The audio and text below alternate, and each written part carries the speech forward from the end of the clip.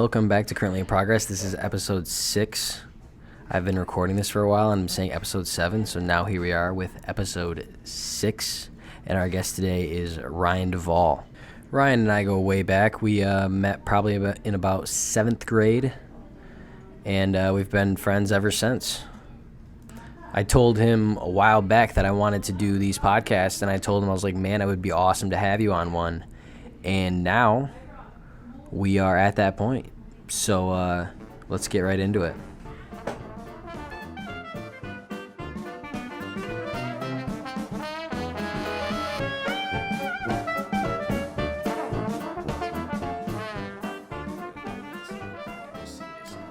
Because it always, I don't know, one time, I must have been on the cord somehow or something, because it kept glitching and it was really weird. What are you here for? Freaking good time, but not a long time. Is that the truth? Ian would say that. I know. Ian told me that, like, I think the last 3 times I've been with him. Yeah. I love that saying, though. It's a good saying. For a good time, not a long time. Yeah. Yeah, it's simple. It means something. Sweet. Yeah. What's it mean to you? What's it mean? Good. I like this. You hit me with it. I don't know. I want to do what I can while I can, I guess. I don't want to wait, or at least I don't want to think I'm waiting to, like, do shit in life. I'd rather just do it now. Yeah. We were talking about that too, like how people always expect to do stuff later in life when they have the means to. I guess when they have more of a means, like more settled in their career, more settled in this, like they figured more stuff out, and then they plan on doing all, like, whatever fun stuff, like traveling and all this other stuff. And I don't feel that way whatsoever. Yeah, I honestly think that's, like, kind of changing with this generation. You know, because, like, people are having a lot less kids and stuff now, and they want to have, you know, I don't want to say a burden, but I mean, it is a burden. Like, it's a responsibility. It's a huge responsibility, yeah. And, like, people want to focus on themselves, and, like, they don't want to have kids in their 20s and that be their life. Yeah. You know, until you're 48, and all of a sudden you're like, all right, now I can live. It's okay, like, now I have to work for 10 more years, and then I can think about retiring. And yeah. then I'm like, all right, well, now I'm too old, my back hurts. I ain't got time for nothing no more. You know, it's like, you don't want to wait for it. Yeah, you just want to get that, you know, do it now. Time like the present, you know?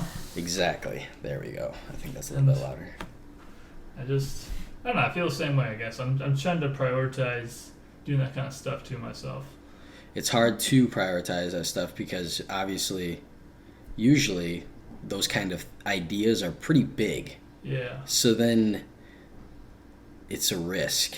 And are you willing to take those risks to have those kind of experiences when you're younger? When you really, I mean, me per se, I don't have all the money to be just it's a financial to risk, be dipping out and then, like, yeah, I have this awesome experience that I can reflect upon, but did I get anywhere closer to retirement? Did I get anywhere closer to having the career that I wanted? Like any of this? Like any of the main goals that people usually have when they're 20? Sure, but, like, at the same time, though, it's like, I think humans kind of have, like, this innate need to reach some sort of self-actualization. So they need to, just feel happy, feel good about themselves. And I think getting out there and traveling or else having different experiences and stuff is a way to reach that, you know?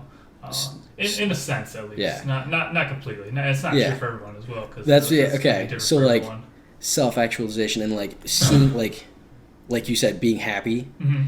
Like, everyone kind of knows what makes them happy, but do they do it every day? No. You know, exactly. No, you know what I'm saying? Yeah. Like, there's so much crap that I do every day that it's like, I really don't want to do any of this, but it's kind of like going to work, obviously.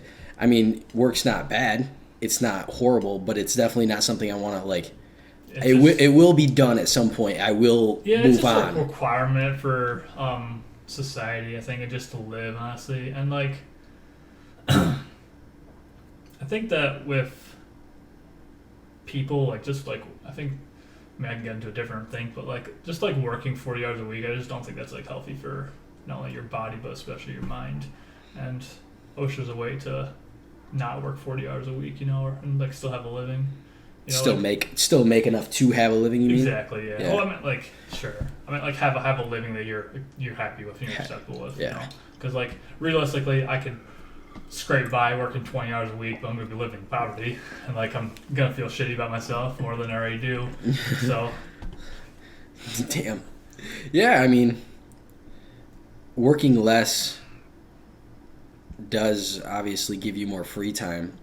But if during that free time you don't have the means to do what you want to do, then what good is the what's the free time for? Yeah. What do you do with that? Like you gotta be able to do what you want with the free time. You could sit in your 1-bedroom apartment eating peanut and jelly sandwiches and looking out the window. Sounds like a good time, but but also you could work and get have a means of life. And you could actually like try and take time off and go places. Experience things, go out to eat, and go shopping, whatever you need to do. Have those experiences. I should say. Yeah.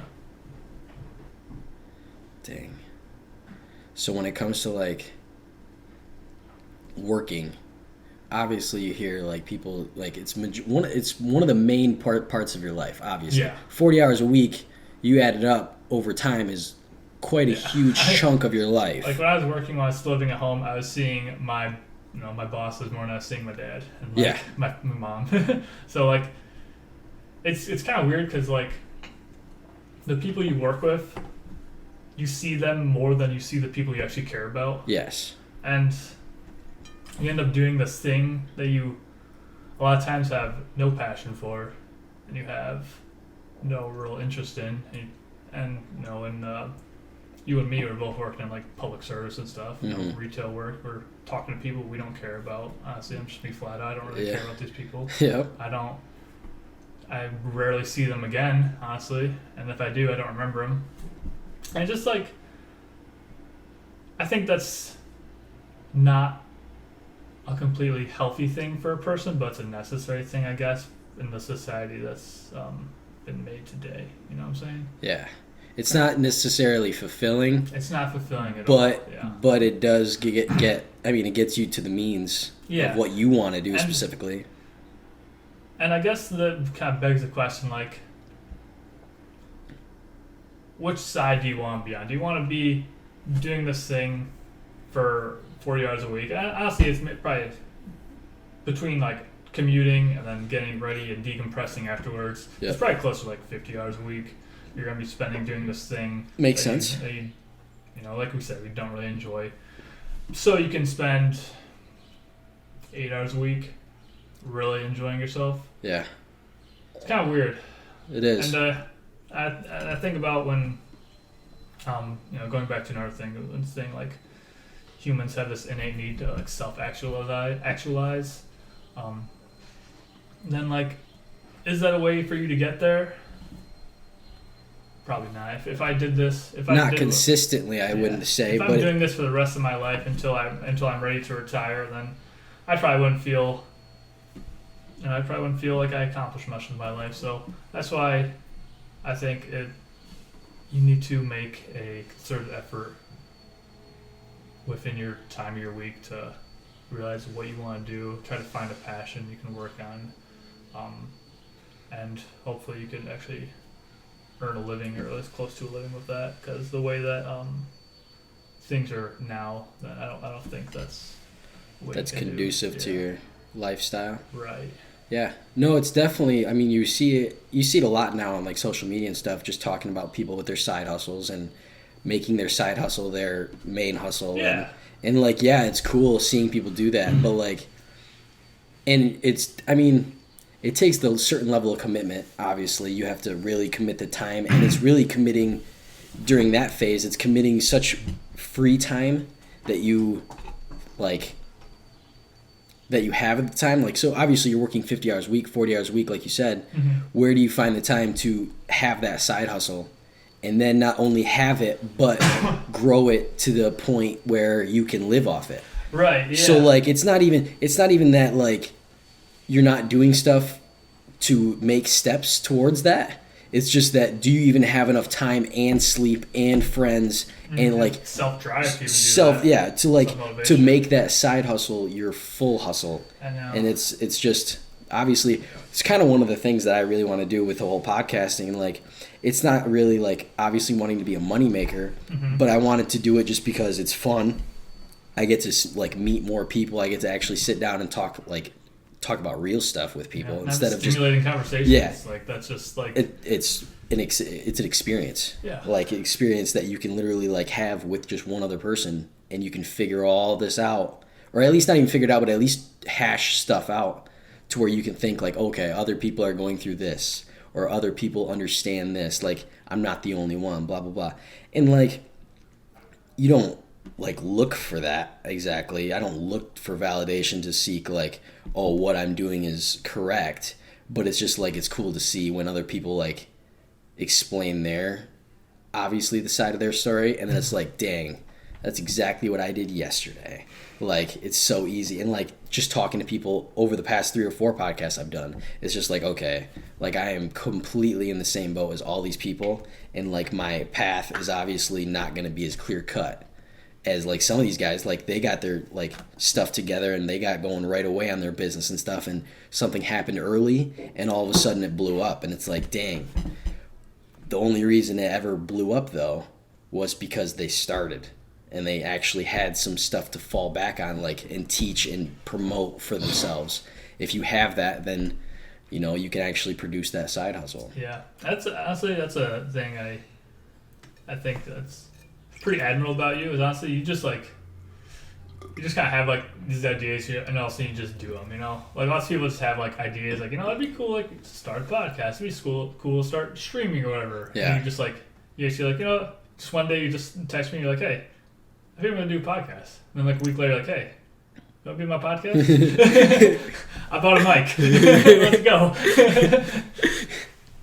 Yeah, it's when you put it that way, it's super freaking simple. Yeah, I mean, it sounds simple, but like you got like, for a lot of people, you have to like build up courage, and like you have to like, and I'll get going back to like, you know, someone working a job. If you have a 9 to 5, you know, you wake up at 8 o'clock and you go to work till 5, and then you know, come home at 6, and I'll say you're tired. You got like, oh, I got to cook dinner now. Then you're like, it's 8 o'clock. All of a sudden, you're like, where'd my day go? You know? Yeah, and then you're done. Yeah, and you're done. For sure. I do the same thing. Yeah. Yeah, and it's really easy to fall into that loop. You know, just like that trap, I guess. And then like on your weekends, you're like, oh, I just want a day off where I can just do whatever I want. So you just sit down, play video games or whatever, work out, whatever you need to do. Yep. And all of a sudden, you're like, oh shit, it's Monday again. Yeah. I gotta go back to work.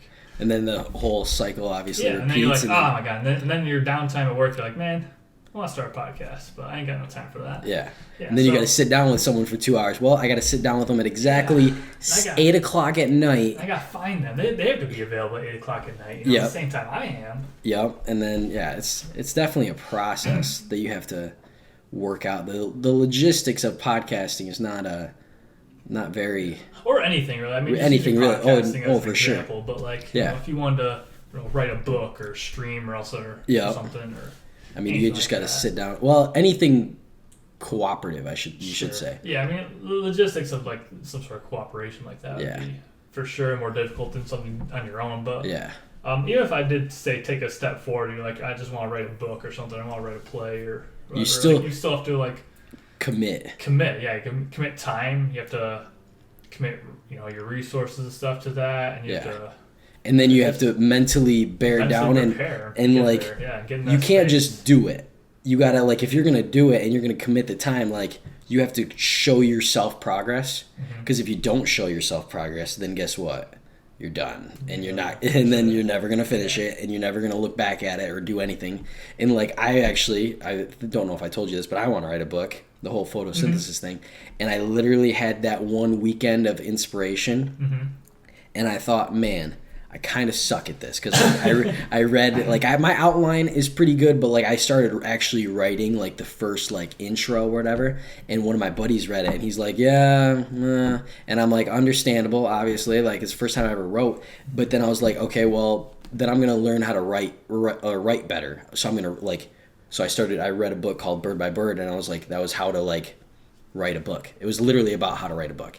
So I'm sitting here reading about how to write a book, in the attempt to write the book that I want to write better, yet I'm still not writing at all. Yeah. So like, why did I even why am I reading a book when I'm not even practicing what I'm trying to, like, what I'm reading? It's kind of like you can find a distraction for yourself quite easily. Especially if your cell phone in your pocket all the time. Bro. Yeah, you can find distractions not to do the things, the big dreams you have. It's so easy. And like you said, with a phone, I can scroll through Instagram all I want. Dude, and then I'm gonna look for inspiration on Instagram real quick. Like, I'm gonna look up hashtags of writing. You could say this. You say I'm finding my inspiration right now. I'm doing work. I'm doing my book right now. But I mean, honestly, you're not. You're not looking. Paper, yeah, you know? You're not looking at anything that's useful. And the only other thing that I do that with Pinterest too. I'll look up photography like hacks, like just weird things people do with a camera, and I just save it to a thing. And I'm like, one day I'm gonna scroll through this and I'm gonna say I want to do a project. I'm gonna find one of these videos and I'm gonna recreate it in my own like image, obviously, while I'm out on the road. And that is enough for me to just get back on Pinterest and like look at it and be like, oh yeah, that'll be really good for me to do 2 years down the road. Like, I do the same thing like with Reddit all the time. Like, oh, it's so sick, I'm gonna save this post, and then like probably once every 8 months I go through all my saved posts. There's like 140, and I'm like, oh my god, look at all this shit I'm supposed to do. What am I gonna do? Well, how am I gonna do this? I'll do it tomorrow. Yeah, and then it's just overbearing at that point because there's so many. So much stuff to do. No, I've been getting a little bit better at like little steps. Yeah. Towards stuff. Like reading's super easy because obviously like there's something in your head when you're reading. Like you don't get through the book unless you read word by word. You know what I'm saying? Yeah, one page at a time. And when you think about it according to a book, it's super simple. Like, you just have to do it. There's no way around it. That's just the only way you can do it. Everything else in life, you think there's a shortcut. Yeah. So, like, when it comes to creating a YouTube channel or creating a podcast or, like, anything like that, side hustle-wise, it's like you're going to sit down and you're going to have to freaking do it. Like, there's so many little things that go into all that that you don't think about until you start doing it. And then all of a sudden, it becomes overbearing. And you're just like, well, then I don't want to do it at all. And it's just like, dude, like, it's a book. Get through it, do page by page, and eventually, once you have that finished product, it's going to get easier, or you're going to get better at reading. So then the faster you do it, the faster you can rip out stuff. Like, it's just easier at that point, and you just never want to get to that point. It's hard. I don't know. It's weird. What point, I guess, are you saying it's hard? Like the starting part? Like, not starting, but, like, just having the ambition to continue through the bad stuff. Oh, yeah. You know what I'm saying? Because, like, obviously, every YouTube creator is not, like, you're not good at the beginning. No one really ever is that good at the beginning. Yeah. But, like, to be able to suck. Like, accept that you suck. Yeah. Like, I can accept that I suck at, like, I had a bad game playing basketball or something, and just happened to be bad that day. But like, you have time to perfect. You have time to, like, you don't have to put this out unless you're okay with it. You know what I mean? Yeah. There's a send button on YouTube, like uploaded for sure for everyone to see. Once you upload it, you are like a reflection of that, obviously. So if it's not to your standard, then like you just don't press that button. And like, when's the point that you say this is good enough? I press the button. It's kind of hard. It's just weird. I've yet to like really create anything that I think is useful. And the one video I did put on was about me and Ian working out, and it was like that was super, super basic, like super, like, not very creative, just threw something together, and it was like a vlog. Yeah, I mean, kind of. There's like no talking. There's just us walking around, like us riding his motorcycle to the gym, us working out, and us leaving the gym. That was it. I was like, I guess that's a good starter video, but it doesn't do anything really. You know what I mean? I mean, another thing is like, sometimes you can just like kind of do that stuff like for yourself, like you just do it like in the hopes of making it big or whatever. So you No. just do it just like to say like, I did something. I put something out there. Yeah. I put a part of me out there for the world to consume as a creative. That's what I feel more so about podcasting too, because I can actually use my voice, obviously, and like just sitting down and talking to people, like that content, that style of content. I have no predisposition to thinking like it's bad, because it's just us talking. Yeah. No matter what we say is our opinion. I mean, obviously people want to have like these big, heady, introspective, like talks. Open your third eye kind of talk. Yeah, but like, first of all, you're not going to get that. And whatever you do get close to that is as close as you're going to get to it, so you might as well enjoy it, Yeah. Like, you're going to have those talks where it's like, you felt good after.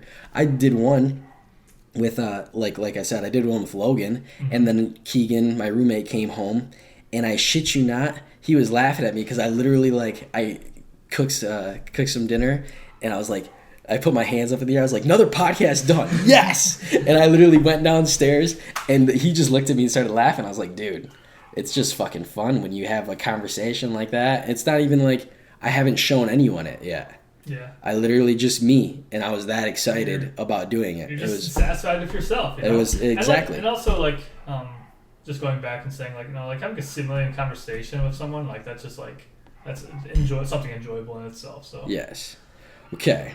So, when it comes to stimulating conversations, the next kind of concept is that when I go on the road with this, the whole hard part is going to be, who do I get to podcast with me on the road in those time constraints and everything. It's going to be kind of wild trying to figure that one out. I can't. Yeah, I mean, you're going to be like... I'm going to have to be super just open and friendly with people and like kind of talk with people, which is like, more power to you, but I could never do something like that. Yeah. I mean, it's social anxiety to think about that. Yeah. It's just hard though, like, because that part of it, just the talking to them about whatever would be easy. Whatever I'm in that moment, but to be able to ask them, like, would you like to do this? Then I'm not looking for it to obviously be, like, it doesn't make me any money. It doesn't make me anything other than happy. Yeah. So how do I come across that? Hopefully I can come across that way to these people to get them to be on the podcast. But that would be, that's obviously the next goal. Next thing I'm working on when it comes to this progression. Yeah, it's also like people can't be scared away. Like, hey, you want to come to my van do a podcast with me? Like, exactly. How fucking weird you are. Yeah, I'm out of state. You want to come to my van, bro? Exactly. Like, you tell me how I'm supposed to do this and not be a fucking creep. You know what I mean? Like, I literally, like, I'll be in a van with another dude, either my brother or my friend, and we're just like, oh yeah, we're traveling across the world and we do podcasts. Do you want to be a part of it? It's like, you sound creepy as shit. Like, I'm good, bro. Yeah, exactly. I'm sure you're gonna get a lot of that. I think you probably have to get used to hearing no. Yeah. I mean, you got to get used to hearing no eventually, but still, like, it's gonna be wild. Like, it's gonna be just a weird experience, and hopefully, obviously, you get someone, and then all of a sudden they're just like, dude, that was fun as hell, and then you just keep that ball rolling. Because I feel like once I get consistent and actually, like, have a channel where it says episode whatever, I want to get, like, probably 20 or 30 of these before I even post anything. Okay. And that would be cool to be able to fall back on, obviously. Yeah. But then just to have those numbers like Joe Rogan, like podcast 1,672. It's just like, that number alone of sitting down and talking to people is crazy. Yeah. It's so cool. I literally listen to Joe Rogan every morning now. Yeah. When at least when I'm at work. And like right before I go to like the whole morning, where you're sitting there doing paperwork and not really dealing with anything because nothing's open. We're not open. So I sit there and just listen to podcasts and just like try to learn how he talks to people. And not even how he talks to people. He's just like he's a skilled conversationist. Yeah. Like, I think there's no doubt about it. I mean, like him or hate him, like, a lot of people don't like him, a lot of people love him. Yeah.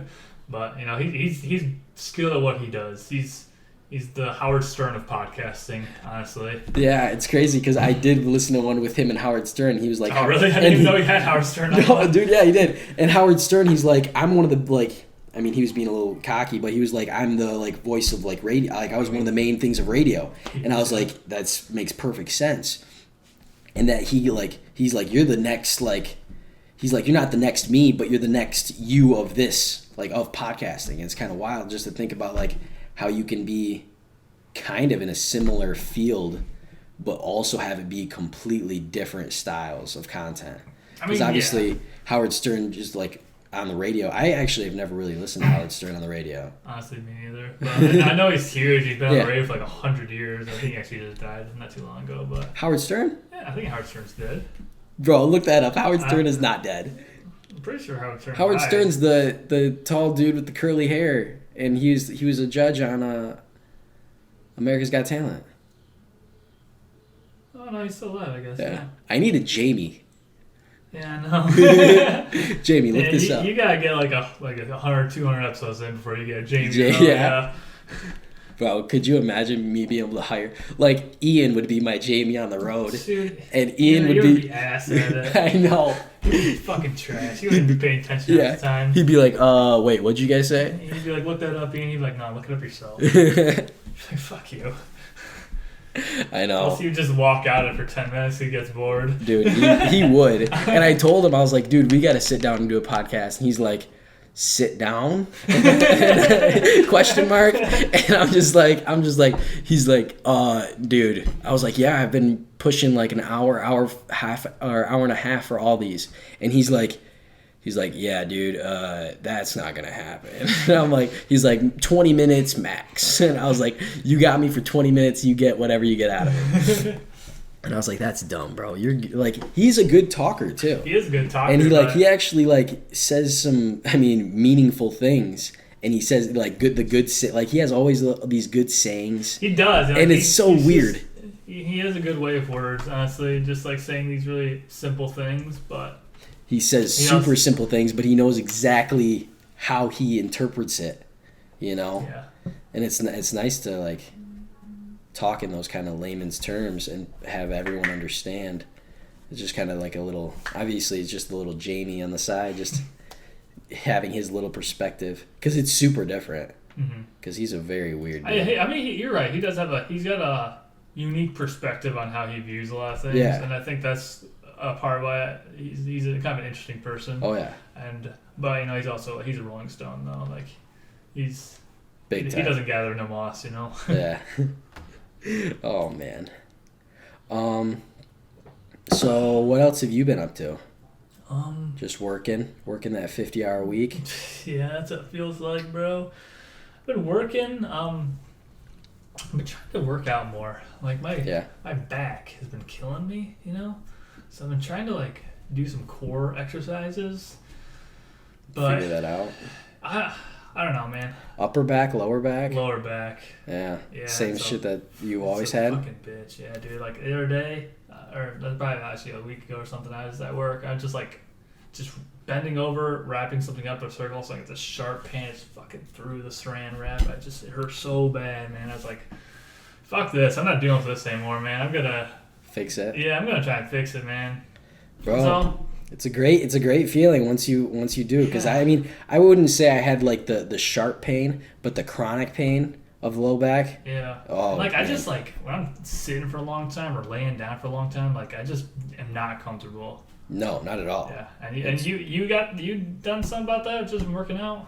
I mean I don't know how much the chiropractor in that sense helped me, but I haven't been to the chiropractor in like a year. Okay. And I've obviously lifted every day for the past year. I definitely think lifting was the solution. And obviously, like, we've lifted together. Yeah. So, like, you obviously have to progress it according to your own means. So you can't shy away from low back exercises. Yeah. And obviously, core is obviously the reverse end, the opposite side of the spectrum. So as long as you strengthen that, you just can't overdo one side rather than the other. You know what I'm saying? Okay.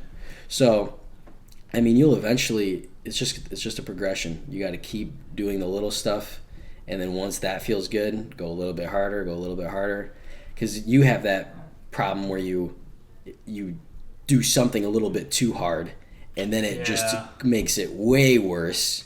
And that's just the happy medium you got to find when it comes to that kind of training. No, it's definitely a process. Yeah, man, I've been honestly, that's like my biggest issue of always with working out is like I just start, I'm doing good for like a week, and all of a sudden I just like miss a day, and I work out, and then I miss a day. But why do you think you miss a day? Well, like what's the first reason you miss a day? Like the first time you miss, you're just like, this is my excuse for today. My excuse is like, oh man, I worked from like 9 to 6 today, and I got home and I don't feel like working out. Yeah. And I'm like, oh man, I gotta be at work at really early the next morning. I just want to go to bed. Or also I'm like, man, NBA playoffs are on. I don't want to work out. I want to watch the playoffs instead. Yeah. So like, obviously that's the first time. What's like the first day you miss? So what do you just tell yourself the same thing the second day and the third day, and yeah, and it just snowballs. All of a sudden it's like, man, I don't even think about it anymore. And then it's all of a sudden it's like 4 days later, like, yeah, I haven't worked out in like a week. What the hell? Yeah, and then but even when you do that though, then you're like, oh shit, I need to do it. Yeah, I wish I could like get a personal trainer. You know, I wish I was like Action Bronson, fucking rapper who's like 350 pounds, and all of a sudden you got a personal trainer, and now he's like a fucking amateur MMA fighter. Dude, I wish I just didn't. If I didn't have a job, man, I'd be the most productive person in the world. Everyone says that. I know. That's how I felt during quarantine, though, bro. I was like, you got shit done during quarantine? I got a ton of stuff done. I was working out. I was like going for walks a lot. I was like learning a bunch of things. I was actually reading books and stuff. Honestly, like, you just felt better in yourself. I just felt better. Like, I feel bad saying this because I know the pandemic like negatively affected a ton of people, but it was probably the best thing to ever happen in the last 5 years. The pandemic? Yeah. Just so you could be... Just to give me time away from out of my daily routine. I got caught up in a routine just... Okay, so when it comes to that, though... A lot of bad mental hygiene, a lot of bad habits and stuff I created, and then I was able to start to kick myself out of because my whole routine was thrown off. So, if you ever get into that again, the catalyst you could think of is just throw off your routine. Yeah. You know what I mean? Yeah. So if you purposely just said like one day, like, I'm going to throw off my routine and see how that, affects me, it's probably going to do it for the better. I know. Which is kind of crazy because you think about it, you're working out is against the routine. You know what I'm saying? Your routine doesn't consist of working out. So if you want to get in that mindset, work out, and that literally, like, if you force yourself to do that, it forces you out of a routine, which it forces you to think about yourself more often, I guess. And that would be sounds like a better way to think about working out. Rather than you having to do it, think about, I just want to mess things up real quick. Do something different. Just do something different. Yeah. And it doesn't even have to be working out, obviously. It could just be like, obviously reading a book or doing any of the other things that you thought, or taking a walk, any of the other things that you thought were helping you as a person. Mm-hmm. It would be cool just to throw yourself a curveball every once in a while and see where that leads you. Because all it takes is a couple of times to consistently do something like that. Like, people are habitual, obviously. So once you figure out what you like, it's going to happen more and more often. You know? Mm-hmm.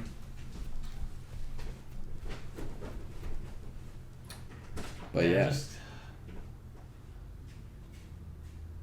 Yeah, man, that pandemic was just wild. Just crazy for me. Yeah. Just, it was wild too. And on the flip side of things, like, pandemic just made me like a bum. Yeah. I didn't know what to do. Like, because I thought I needed a gym to work out. Yeah. Because I just always have had a gym. I've always had a barbell. I've always had all these other amenities to like be able to use. And then I'm like, okay, well, I have a 20-pound set of dumbbells. I have a 30-pound set of dumbbells, and I got some resistance bands. If I really wanted to be creative, if I really was ambitious about working out, I could have had a lot of good workouts with just that stuff. But the fact that you're in your living room or just outside your house. Yeah. Some people are like really comfortable with that. I can't do that like at my home. Like I just don't work out at home. It just feels weird. I feel like just the opposite. Like I don't know. I guess self-conscious around other people like that, I guess. Yeah. And so like I enjoy the comfort of my own home. And like the internet is a great resource to find workouts and like, and find ways to be creative with getting a workout. Fucking thing I found, if you get a bed sheet, tie one end in a knot, throw it over a door, close the door, grab the bed sheet, put your feet against the door, you can just do rows. Yeah. It's like a TRX, Sure, whatever that is. That's TRX, I'm just like, holy shit, like, that's the easiest thing ever. I got an old bed sheet I can throw it over a door. Yeah. I can do some rows. Do some rows. Do some, what else could you do? Strength too, you could flip around and do, like, tricep extensions. You could do whatever you want. Sure, yeah. There's a lot of stuff you could do. I mean, it's a TRX, pretty much. You just got to think of it that way. Other than without the loops. That's all a TRX is. This literally goes up on the wall, and it's two things, and they're handles. Okay. So, women have really taken that to TRX classes. I actually got asked to do, like, I should get certified in TRX classes so I could teach middle-aged women TRX classes. So you call me a middle-aged woman now? No. But I was asked by a middle-aged woman to do that for her, and I was like, I don't know if I want to come back to Beaverton and do some TRX classes. The old CC? Yeah. The old CC. Everyone's like, well, that was a wild experience. I forgot about that, honestly. I was like semi-famous there. My picture was everywhere. Like you walk in the door and there's Nate. It's just like, why did you guys do this? But local celebrity, Nathan O'Brien, personal trainer. It was fun. It definitely opened my eyes to how a business like that operated, or how personal training operated, obviously.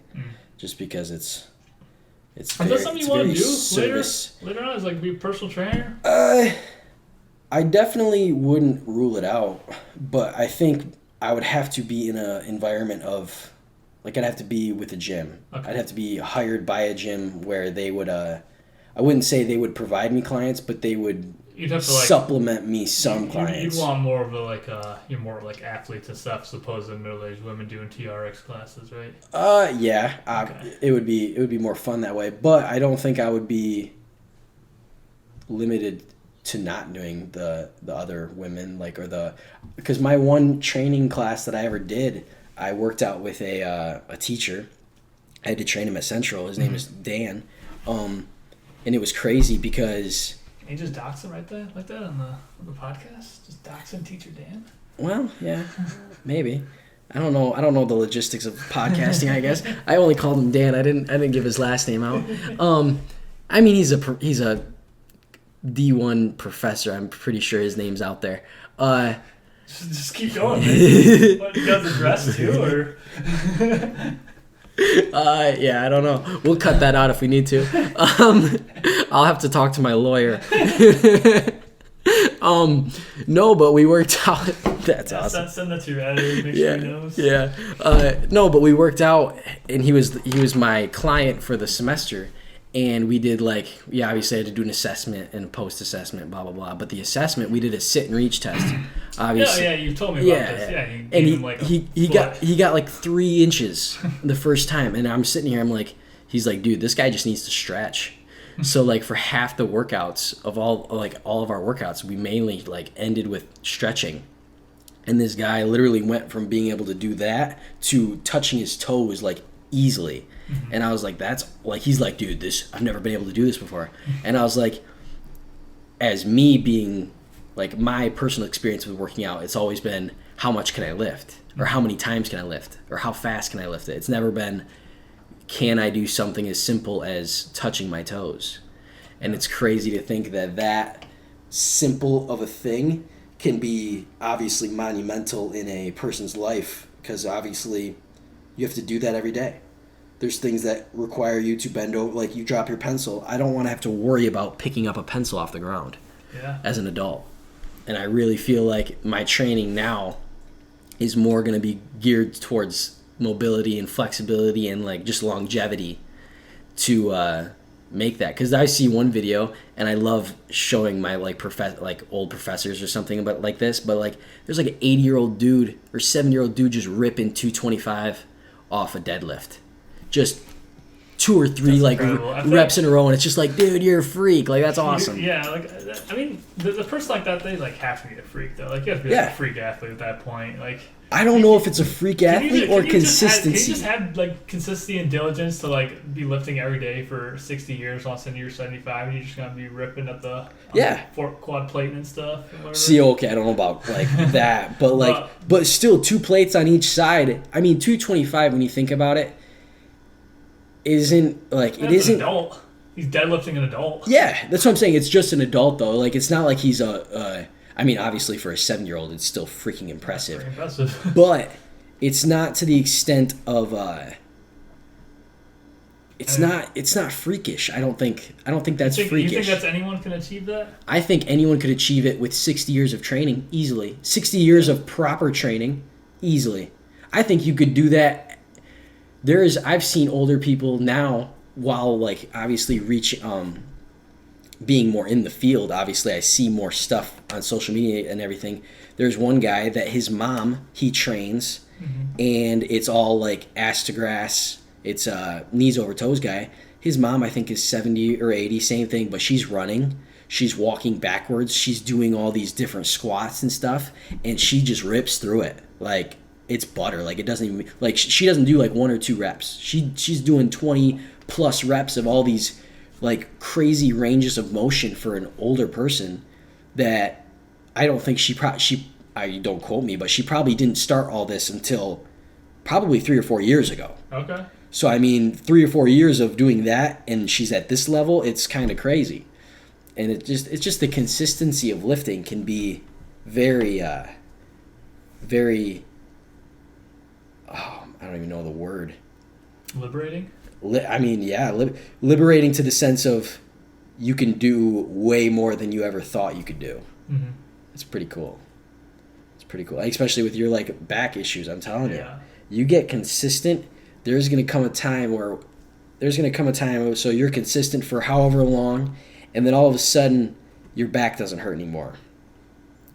You will never, once you get to that point, you will never quit lifting, because you will never allow yourself to let your back hurt like that again. Bro, I hope I get to that point in like 2 weeks though. Yeah, see? I know it's gonna take a lot longer than that. It's gonna take, but I honestly, like, it doesn't take that long in perspective. Because, like, what, you're 23? No, 24? 24, 25 in 2 months. Damn, I'm young for our grade. Know. I know, everyone's always, Kevin is freaking 25. I'm like, Jesus Christ, you old man. I haven't thought about him in a long time. I know, dude. It's freaking wild. I saw his birthday. Like, he's one of the oldest in our grade. Yeah. So, like, his birthday popped up on Facebook. I was like, Jesus Christ. I was like, you're older than Chris? And I was like, dang. And then Chris just had his birthday. Chris is a year ahead of us, too. That's what I'm saying. Yeah. I'm still over here being 23 and shit. But, no, like, there'll definitely come a point where, because that was what happened with my back. I'm to the point now, like, if my back ever does feel not 100%, I'm like, fuck, I gotta get back in the gym a little bit harder, because I will not allow that to happen, because it just sucks. I'm like, I know what you're going through, like, to an extent, to my own experience, but, like, it fucking blows to have something consistently hurt like that. Like, it's your body. You use it every day. Like, you don't want to deal with that. Yeah. You don't need to deal with that. It's like, it literally affects like everything you do. Yeah. It's just like getting up, sitting in your car, bending down. Yes. Looking at a computer screen, that shit hurts, Joe. just sit down, look at a computer screen for like 2 hours, also my neck starts killing me. Then you're just like, shit, can I move properly, please? Fucking put a bullet in my head. Damn, bro. Best medicine right now. And see, another thing is people think like drugs are always like the best bet, like Tylenol and aspirin and stuff. Yeah. And it's not. I don't like taking drugs and stuff. I don't either. I've never liked that. But I remember when we were at football stuff, people like before a game, they take a handful of pills. I'm like, what the fuck, bro? Yeah, like, handful of ibuprofen, and you're good to go. I'm like, bro, like, first of all, like, my first thought is like, that obviously can't be good for you. Like, ibuprofen is terrible for your liver. I know how much these people drinking Mutant too. Like, y'all got fucking sclerosis or what's that liver disease? I don't even know. Scoliosis is a bad disease. Not scoliosis, but sclerosis, something Maybe. like that. But y'all have that like 27. and two, I'm like, well, if I'm feeling pain on the football field, like, I don't want that to be numbed right away. Like, I want to know if like I'm about to break my ankle or what. Yeah, I want to know if I'm hurt. Yeah. No, that's for sure. I would only really take ibuprofen and stuff after games. Yeah. Back then. Because then, obviously, you're done. And I just wanted to subside. I want the pain to be gone so I can sleep. Yeah. Usually I just take a nice hot shower, stretch a little bit. Yeah. See, but that's it. Like, the holistic kind of idea. And like, holistic honestly, approach. Now, I mean, I guess if you want to say it's holistic, but, like, a lot of, I mean, I guess this is, like, a known secret, like, in the NBA, but, like, a lot of, like, players just, like, smoke a lot of weed. And, like, it has, I wouldn't doubt it. It just, like, relaxes your muscles, like, a ton. Yeah, and, like, it for sure you know, does. Like, these people these guys are, like, freak athletes. They're 6'8", 7 feet tall, and they jump 100 times a day. Yeah. Like, that your body's not supposed to do that. And, like, no. It's, Calvin Johnson said that same thing, too. He would, after pretty much every game, he would smoke a bunch of weed. And that was mainly because, like, just head issues, too. Obviously, you have the chronic pain of just, elite athletes bashing into each other. Like, you're gonna be hurt. There's no way around it. Yeah. But no, I think weed is, I mean, I definitely would consider it holistic too, just because it is a plant. It is grown. It's natural. It's more of a natural kind of medicine as opposed to a pharmaceutical. For sure. Yeah. And I am obviously an advocate. And I don't even, like, it's weird, too, talking about it on a podcast, because people, like, are always just like, oh, no, like, like, this is going to be out there. This is going to be out there. It's like, if you've ever met me, it doesn't, I mean, I kind of give it away. Like, it's not like it's a hidden thing. No, but when it comes to that, I think not only physically, but mentally, it lightens you up, for sure. I don't take stuff nearly as serious. I wouldn't say serious. I don't take stuff. I don't personally. First of all, and like just people like to jump to like dire conclusions about stuff, and it's just like, whoa, we're at work right now, and you didn't get to help the customer you needed it like in a super fast way. Like, relax. Like, it's okay. It's not that serious. It's not. Yeah, exactly. People. There's that level of anxiety that you already have prior to going into whatever stressful situation you're in. And then you just completely, any sort of pebble in the road, it's just like, boom, like skyrockets. And it's just like, I wouldn't say never, but I definitely don't have that anxiety anymore. And I fucking love it. Yeah. It's so nice to be able to just, see the face value of everything, be calm, and just like understand like that's what happened. What are we gonna do about it? Because then people like to talk. People also obviously like to just talk. So then it's like, this is what's going wrong in their lives. So then they just sit there and talk about it. And it's like, why are you doing that?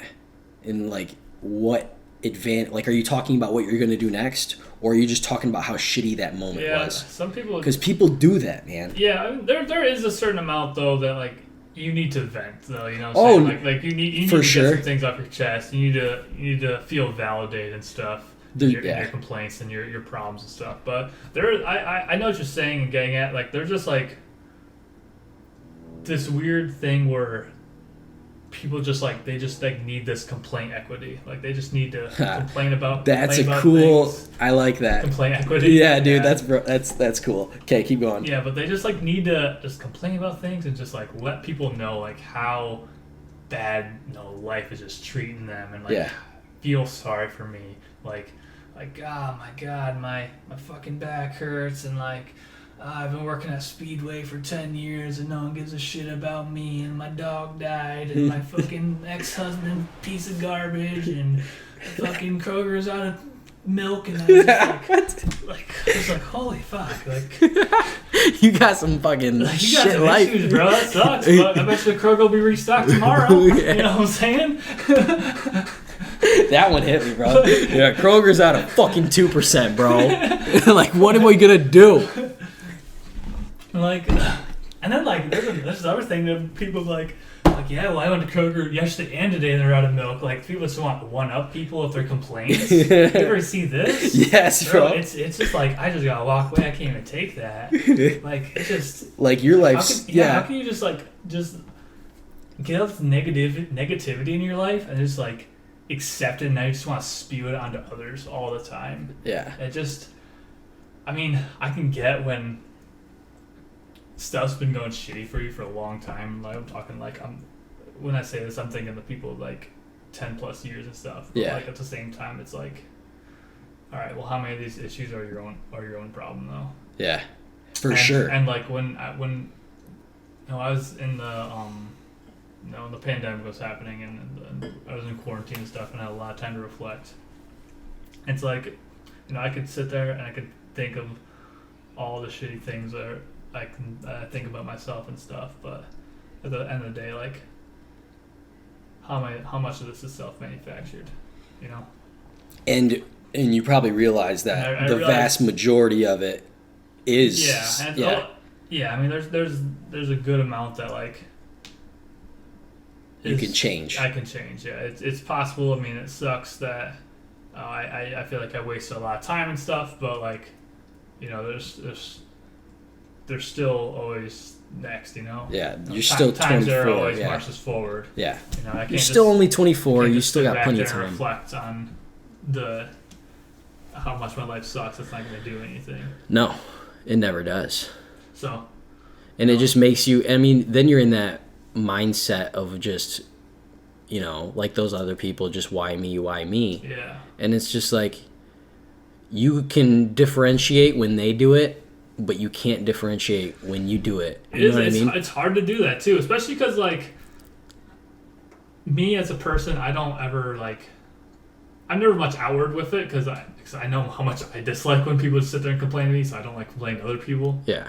So I just kind of internalize it a lot, and all of a sudden it's like, when I was talking with my therapist about this kind of stuff, and just kind of hit me. I had this revelation. It's like, all right, so what? Like I didn't like my job at the time. I felt like I had a lot of wasted time, but that's a fact. It is what it is. I can start doing something with my time, and I can start making a plan to enjoy myself and enjoy my life and enjoy whatever comes next. Whatever comes next, exactly. So I don't know. It's just like sitting. So I feel bad for people who are a part of really unfortunate circumstances, especially those that they didn't really have any say on, say they didn't really have any agency over those. They didn't have any control of them, yeah. Yeah, but at the same time, though, I don't really feel bad for people who want to just complain. Yeah. That time complaining can be spent elsewhere. Yeah, like you can do other things. And yes. Like there is a time when I think you can complain. I guess if we're gonna keep saying that, complain, and like you can get that complaining and that stuff validated, but like it's not gonna change anything. Yeah. Like, you can need to vent. feel validated and vent out to people, but like at the same time though, you need to get yourself off the couch, get off that porch, and go get after it. Yeah. Self-actualization. Yeah. And it's kind of. I mean, I wouldn't call it an epiphany. I wouldn't think it was that to that extent. Yeah, I mean, it doesn't have to be an epiphany. Yeah, but it's definitely just like, I don't know. There's definitely a feeling that comes about when you finally realize, like, well, I might as well change. I got to change something. Regardless of what you change, you might not change the right thing for the first time. And that's okay too. But at least it's a change. Yeah. that's what I'm saying. Like, I got in the habit. It's like, I don't like my job. I wasn't going to school. If I just asked myself where I was going to be in a year, I was probably going to be in the same place. I wasn't being smart with how I was spending my money, and it's like I wasn't eating well, I wasn't exercising, I wasn't practicing, good mental hygiene. I was just like, what can I change? What's the easiest thing to change right now? Exactly. Well, and what was I it? can go do some push-ups, and I can not get McDonald's tonight. Those are 2 easy things I can do.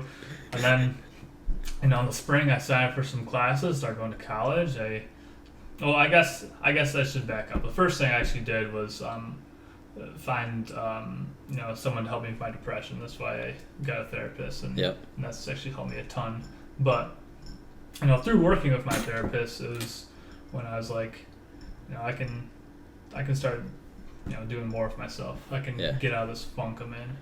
But I found myself I was in for years, honestly. But you just needed someone to talk to through. Like, when you go to the therapist, I've never been. So, like, obviously you talk through your problems, but where is it that you come to, like, realization of what's next? Where do you draw the line where it's like, okay, the reason I came to this therapist was to get this off my chest in hopes of this happening? Or, like, how does the whole process in your own head work as you're working through your, mental health? So there's a lot of reasons why one can go to a therapist, really. I mean, and I'm just gonna say, like, for myself, it's just like I felt like I needed someone to help me, not necessarily show me direction, but nudge me into a direction of some kind.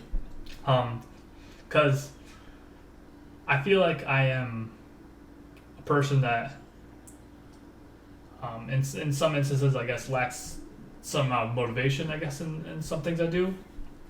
And, like, I feel like I know what I need to do, but, like, just, like, I guess I don't necessarily know the first steps and stuff.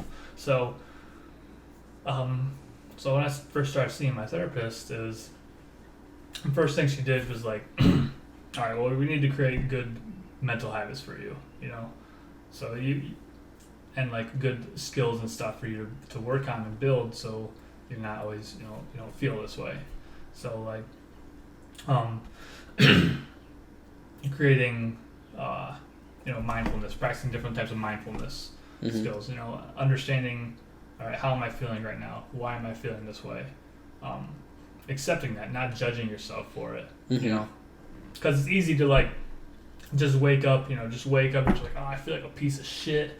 And you're like, then you get angry at yourself for feeling like a piece of shit. And you're like, why am I so angry? It's because I'm a fucking loser. And you just get really you can just get pissed at yourself, or you can get really sad. Like, it just, like, there's different directions, I guess, depending on the day. So, like, some days, I can wake up and I can just think to myself, like, God, it's like, have you ever seen BoJack Horseman? I've seen episodes, some, yeah. So there's actually an episode where you can just, like, it's just all his internal monologue. He literally wakes up, first thing he thinks is, like, God, I'm a piece of shit. It's just like, it's like first time I watched the episode, it gave me chills, because that literally has happened to me. Like, and like when that same thing happens to me, like, I just think, like, all right, well, like, is that true? No, I'm not a piece of shit. Perfect. Is this thought helpful? No, it's not helpful. Even if it was true, it's not helpful in this moment. Yeah, for sure. And if it is, what is a thought I can replace it with that is true, that is helpful? Well, I don't feel good about myself, but, my day is still gonna go, or I have today off. That's a positive. That's a positive thought. Yeah. So, like, creating those kind of habits and building that kind of mindfulness skill is one of the first things that we started working on. And then, we'll have those sessions where I'm like, I just feel like I need to vent and I need to feel validated, but like, that's still, like, a reason to see it. Oh no, it's still professional. Yeah. So, like, I'm of the opinion that I think that most people could probably benefit from A therapist? Someone to talk to like that. Yeah. And like even if it's not like every week, even if it's just like once in a while, just like having someone to just talk with and validate your thoughts and feelings. Yeah. Else, even let you know maybe where you could improve, I guess. Yeah. And it's also like a third party. Yes, it's an unbiased third party. So it's not like it's not your friend telling you, it's not your roommate, your mom, or whatever. Because Yeah. those people be like, oh well, those other people, they're just fucking idiots or whatever. Yeah. Like, or else they're like, oh, it's okay, baby. You just gotta keep working. You'll be okay. Yeah. It's just like my therapist will call me out when I'm on some bullshit. There you go. That's what you need, though. That's what you need. But I mean, but they're not gonna do it like. Obviously, call you out, like your friend, like a coach or something would do, you know. But they're gonna do it like Be like, are you really thinking correct? Yeah, think about that a little bit more and see if One of the craziest things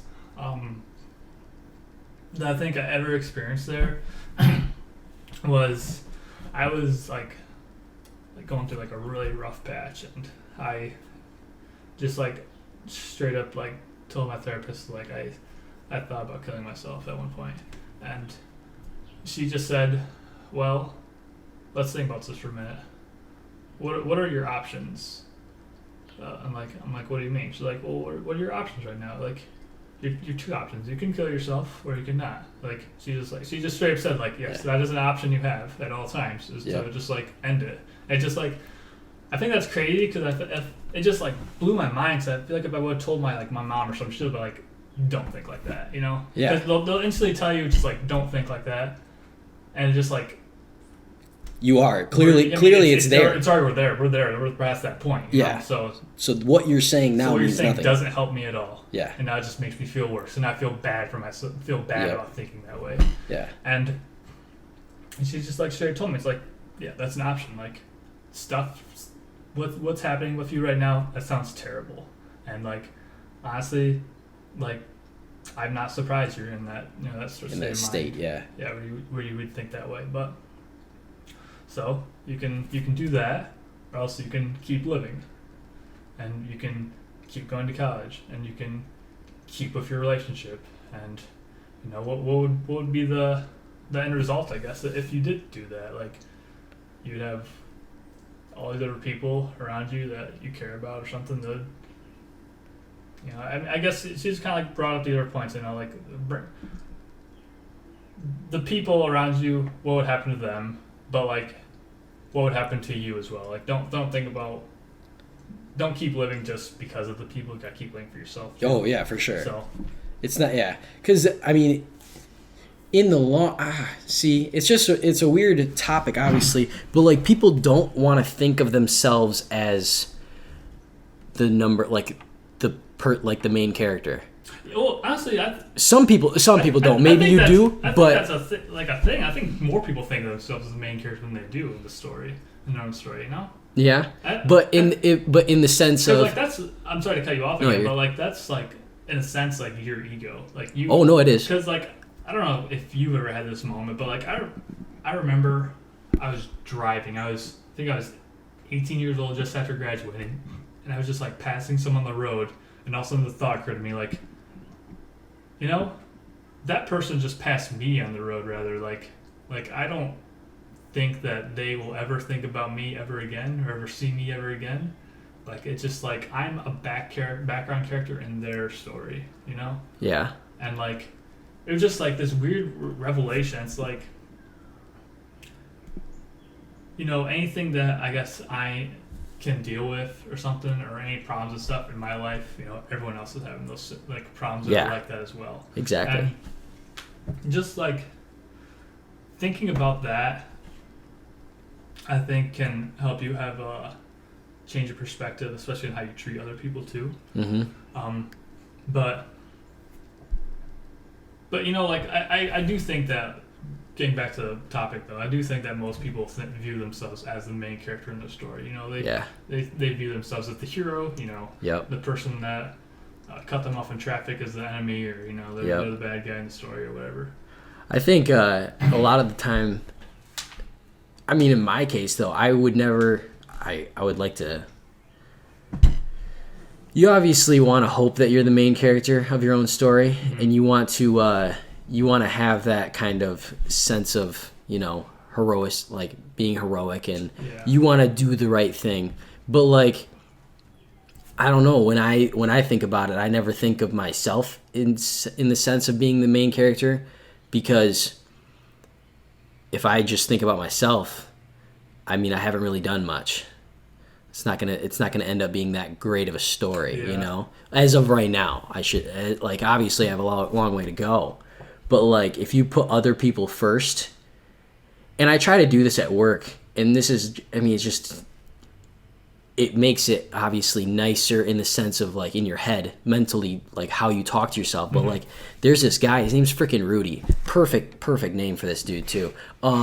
He comes in to Dunham's every day, every morning, and I shit you not, I've worked every morning for the past like 7 days. Every freaking morning at like 10 o'clock, this dude comes in. I'll be at the gun counter, and he'd be like, "Did you get any 22 in today?" And like, I'll go check. Obviously, like, whatever. If we got it, we got it. If we don't, we don't. But after that, we sit there and talk about stuff. And I'm sitting here, I'm like, this dude literally comes in here every day, and I honestly don't even know if he needs 22. I think he just uses that as an excuse. Something to talk to. Oh, for sure. I mean, maybe not for sure. I can't judge that. But he comes in, and I literally see him, and I immediately smile, because I'm like, I know what he's gonna ask.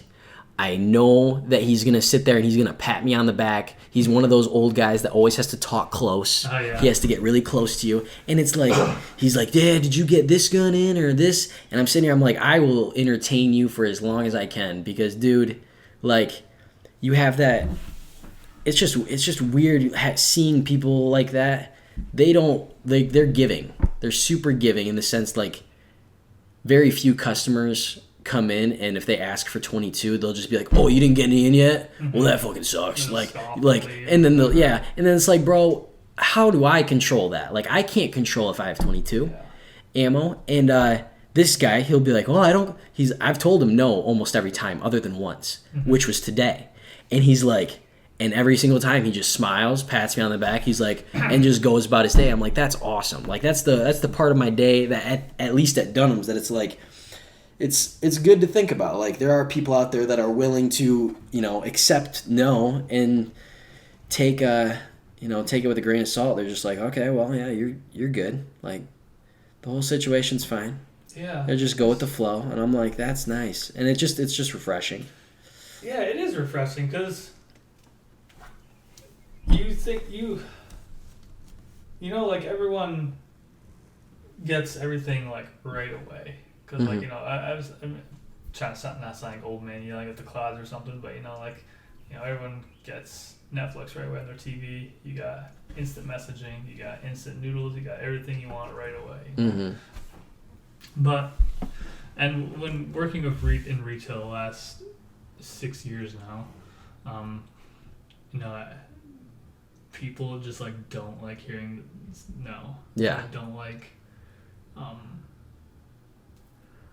They're saying they have to wait for things or something, because like where I work at, you can actually like view shipments and stuff a few days ahead of time and know when you're gonna get something. Yeah. So like people are like, "Oh my god, I have to wait 3 days for my fucking hammer. Oh my god!" They just like they lose cannot take it. Yeah, they're just like, "Holy shit, you guys don't have any hammers in stock or whatever the fuck they're looking for." Like, this is your job. This is what you should be able to. You should always have it. Blah blah blah. How can you not have that? I'm like, well, we got 6 and they all sold out in a week. I don't know what to tell you. Yeah. So they got here a week ago. Yeah. And it's just like it's it's weird because like the social age, I guess. I feel like people are getting more and more polarized in how they view things and how they respond to people. Mm-hmm. Because like, or else I guess maybe I thought about this too. Because are people more assholes now than they were before, or are you just noticing more often because it's being recorded? Yeah. Have you ever thought about that? Yeah. On the sense of like. Like the Karens and stuff, like the Yeah, podcasts and stuff yeah, that anything about. yeah. Like you see Karen all over social media, and did you really think about the Karens prior, or was it just the video that you see? Yeah, like and then then those characteristics you can identify in other people, because the Karen is obviously a specific, a specific thing. Like it's definitely you know a Karen when you see one. Exactly. Like, you know what I mean? If I think about like the people I've dealt with over the years. Realistically, I probably only dealt with like 6, 7 people that like actually like make a big scene. Yeah. And it's like you would think that like this happens every day though. Oh yeah. The way people talk about and stuff. Oh yeah. Yeah. So and I think like bringing back to what you were saying about people having that kind of energy towards, oh, you don't have this, like that sucks, I have to wait, blah blah blah, like that kind of energy, those kind of people that come in and then they say stuff like that is just horrible for your mental, because now you're thinking about, well, why don't I have this? Why can't I? I mean, obviously, I get to the point. We've been in retail long enough. Like we kind of don't give a shit, but there's also that energy, like they're coming at us saying, you just constantly have to let people down. You have, and it feels bad. Yeah, you have no control if you're letting them down, but you are in a sense you are the medium. You're the middleman. You're the middleman. Like you're the one that has to, be the shitty guy, and it's just like you don't want to be, but there's also the sense like, dude, can you fucking realize that I am the middleman and that I have no control? Like what you're saying right now is on deaf ears. Yeah. Like this. It's like I'm not putting the order in for the stock, it just gets sent here. It just gets sent here, and like I'm sorry to tell you, like I do it all the time at Dunham's. I'm like, hey man, corporate sends us what they send us, we put it on the shelf. If you get it, you get it. Like I can't help you any more than the next guy. Mm-hmm. Like I'm sorry, but that's how it works. And people are just so, like you said, like so adamant about getting stuff quickly. Mm-hmm. So like the instant gratification of everything, and it's just like that doesn't always happen. Like you're how old? Like you should realize that shit just doesn't come to you always. Like there's gonna be a waiting period sometimes in life. Like just get over it. Maybe you should have got your freaking hammer earlier, right? Prior to your project. You should have known that you needed a hammer and fucking ordered it or got it. Mm-hmm. Prior. Like that's you. Whose fault is it really? You're blaming it on me, but it's not really my fault. Like you're the one that doesn't have a hammer. Yourself, yeah. It's just people don't understand that, I guess. Yeah. And like going back to like the instant gratification thing, it's just like this constant need for like this instant gratification, or this constant I guess this thing that people expect it, to instantly be gratified always. Yeah. It just sometimes I wonder if that's like just a symptom of what is like of like current times, current times and stuff, but also it's just like something that's preventable, I guess. You know what I'm saying? Are we trained? Are we trained in instant gratification? Are we like, do we experience it so often that it becomes part of our lives? Is what you're saying? Yeah, I mean, it's reversible at this point. I think it's for sure reversible, for sure. Because you hear people talk about like phone detoxes and just like, I mean, sobriety. Like sobriety should be way, in my mind, should be way harder to achieve than instant gratification.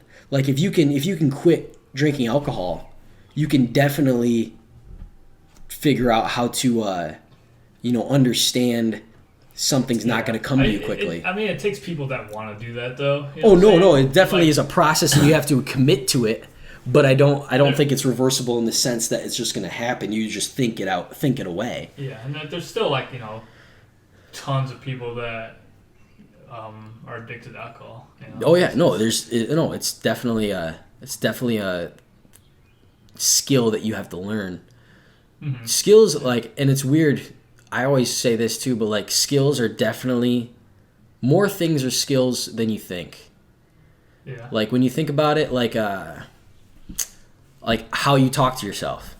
Yeah. That's a fucking skill. Like I mean, sometimes you may be super good at it at the beginning, and you never have that like awareness that you don't have the skill because you've always had it.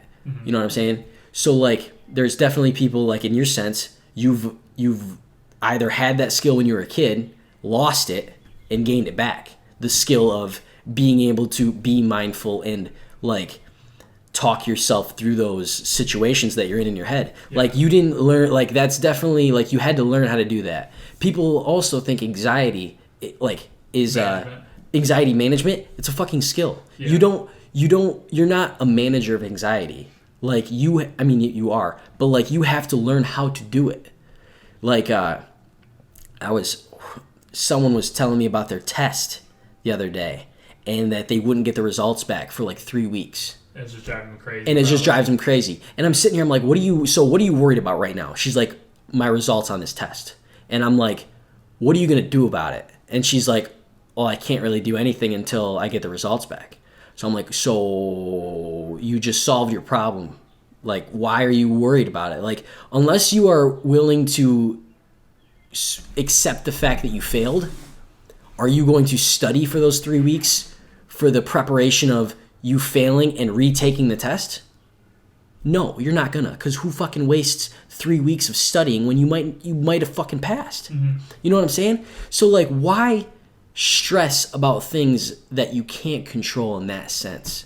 It's so mind-boggling to me when people say they do stuff like that, and it's just like, dude, think about it for a sec. And honestly, like when you say that's a skill, like obviously some people are just born with skills that are better than the others. I think that's a skill like you are just like born with that you're just like good at handling. Like you don't get I mean, I'm sure you do get anxiety and stuff, but you don't get anxious about like that kind of stuff. You don't get like social anxiety and stuff at all. I mean, I'll tell you what, you think this, but I still you don't show it. When it comes to girls, I get social anxiety, sure. Obviously, but like obviously it just happens. I'm a fucking pansy when it comes to that. But like when it comes to talking to another dude, like what do I have to lose in that situation? You know what I'm saying? Like, there's nothing to lose. If I don't like the guy, I don't like him. I don't talk to him again. I'm not gonna be a dick to him, but I'm gonna take the interaction for face value. And if like he's cool, he's cool. I'll get like whatever. Like I do this all the time too. I'll go to the bar and I'll sit in like the very far back. I don't know if I've told you this before, but I'll sit in the far back and I'll go out and smoke. And I tell you what, there's been like 3 or 4 times where I've literally been the only one outside. Someone else will come out and turn the corner and they'll look right at me. And literally, you got a whole patio, a freaking 50 by 50 square foot place. And these suckers come and talk right to me. I don't even wave or nothing. I'm sitting here just smoking. And they come talk to me. And tell you what, it's probably the best conversation I've had all night. Because there was one guy, I met him. His name was Sean. And I mean, I'm gonna name drop because I don't know his last name, don't know anything else about him. If he ever listens to this, whatever. But he just recently lost a bunch of weight. He actually got dumped by his girlfriend, and he was out trying to have a good time. Good, and I'm Sean. Exactly, Sean's killing it. Sean is killing it. Sean's killing it. So I'm sitting here and I'm like looking at this dude. I'm like, dang, like me and Sean are having this nice ass convo out in the middle of just. Like out of this bar, and you think about it, it's me and him outside. There's a bar full of girls and a bunch of other people inside, probably about 100 people in this bar. And I'm like, you're out here talking to me. It's kind of weird to think about. You're not even smoking, bro. Like what did you even come outside for? That's my question. Like what did you come outside for? I don't know. Just felt like coming outside, get some fresh air, and then all of a sudden we strike up. Like he struck up the conversation with me, but it's so weird in the sense like if you're not open to that, obviously, then like that experience would never happen. But like the anxiety of me like you said, I don't really get that anxiety to talk to that guy. It's just like if I was in Sean's shoes, I would just like look at you and I'd just go right the other way, bro. I would not want to start a conversation one-on-one with a stranger. Are you fucking kidding me? That's basically suicide. Like, come on now. and it is for some, and it is for some people. But you come to the realization, like you're gonna talk. Like if you do talk to someone, like you have. What's weird is you have to talk to people at retail all the time. Yeah, and you're forced to. Uh-huh. You know what I'm saying? But guess what? Do you ever like really get like? No, nothing ever happens. No, sort of. We don't get to know each other ever. Exactly. Well, no, not even that. But like nothing bad comes of it, right? Okay, sure. I guess you know what I'm saying? Nothing like. Yeah, you got shitty customers, but even when you have shitty customers, you can look back and like, oh well, at least I got that story to tell someone later about how shitty this person was. I guess I could flip the script and see this is how my mind works. It's always like nothing good comes of it though. Yeah. And so it's like, well, like did I enjoy that at all? No, I didn't. See, but that's the retail part. Sure. Retail part. So like, have you ever had a new conversation with someone at a bar or at like? Just meeting a new, like a friend of a friend. I mean, sure. I'm sure I have. Yeah, exactly. So like, I mean, you have those situations where you can, and it's just like we talked about earlier, like changing a routine. Sure. If you can meet someone new, they're gonna change your routine, in the sense of at least in that moment, they're gonna change your routine. Because if you go to a bar, usually you're only gonna talk to your friends. Get out of your comfort zone. Yeah. And if you get out of your comfort zone consistently enough, then obviously that comfort zone gets bigger, and it just doesn't. You start figuring out what you like and what you don't like. Yeah, you know, like and it's crazy. This is another thing. I had this talk too. The more you talk to people, the more you really figure out how, like self-talk. You figure out how other people talk.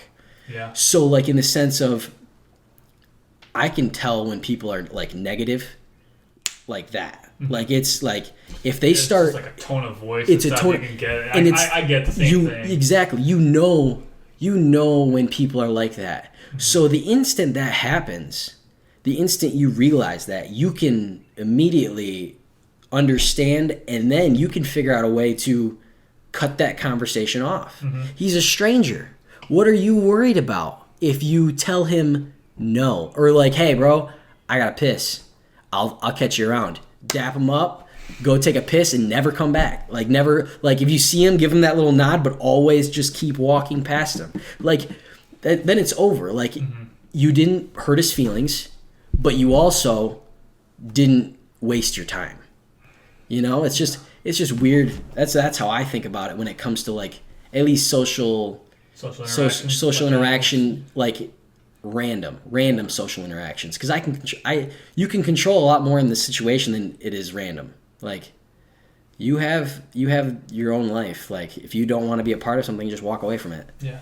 But you'll never know Sean freaking, out on the just fucking out on the prowl, like you would have never. And like I came home and journaled about it. I'm pretty sure I have like a page in my journal about Sean, and I'm sitting here, I'm like, dude, like good for him. Like people are out there doing this. It just opens your perspective, and then you think, then your perspective obviously gets way bigger in the sense of, if this guy comes and talks to me, or if I want to go talk to anyone else, what are they going through that day that maybe by chance I could make better by literally just talking to them? You know what I'm saying? People love being talked to. So like, how can I control that? How can I add to that conversation? We'll get some water. Okay. Do it up. If I met Sean again, maybe I'd be like, "Hey, bro, I talked to you about you on my last podcast. Would you want to come and tell your story?" Yeah, Sean, lay it on me, bro. Yeah. What kind of girl problems did you really have? Let's work these out. But yeah, the fact that he lost a bunch of weight too was pretty. That's sick, dude. I'm always like a huge advocate for people when they lose weight. Yeah. Like when I see like bigger people and stuff like jogging down the road, I'm like, fuck yeah, bro, get after that. Dude. Yeah. That's just, I don't know, like I you want them to win. I want them to win, exactly. Yeah. Like I get anxiety and stuff like working out for other people, but like I'm sure it's probably even worse for them sometimes. Yeah. Like they're just they just want to make a change in their life. I'm like, hell yeah, dude. Go ahead. I think in fitness though, it's really easy to like root for people. Yeah. It's super like, you're literally only there to better yourself. So like, I don't know, people like you said, you have anxiety lifting with other people. Why? But like, obviously there's the dicks in the world. There's exceptions to the rule, but like vast majority of people that are working out like want you to work out too. That's how you got to think of it. Like, you know what I mean? Like, it's weird. You just gotta, you can't really, you gotta tune out the noise. But people really aren't there to be negative.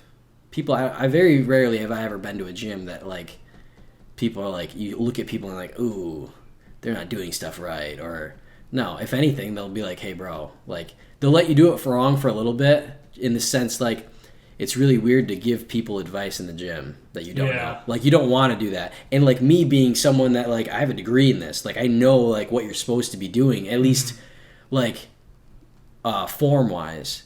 But I still am very reluctant to go up and tell people, because it's like, I don't want to be a dick. I don't want to point that out, because what if you already, like, to the point you have anxiety, what if you're already to that point, like if someone says something to me that I'm doing something wrong, I'm going to question. What else am I doing wrong? Exactly. Yeah. What else am I doing wrong? And then they're not going to want to do anything. And then you just see them walking out of the gym. And it's like, fuck. Like, I didn't mean for that to happen. I was just trying to help. But, like, that's why I try to steer clear from it.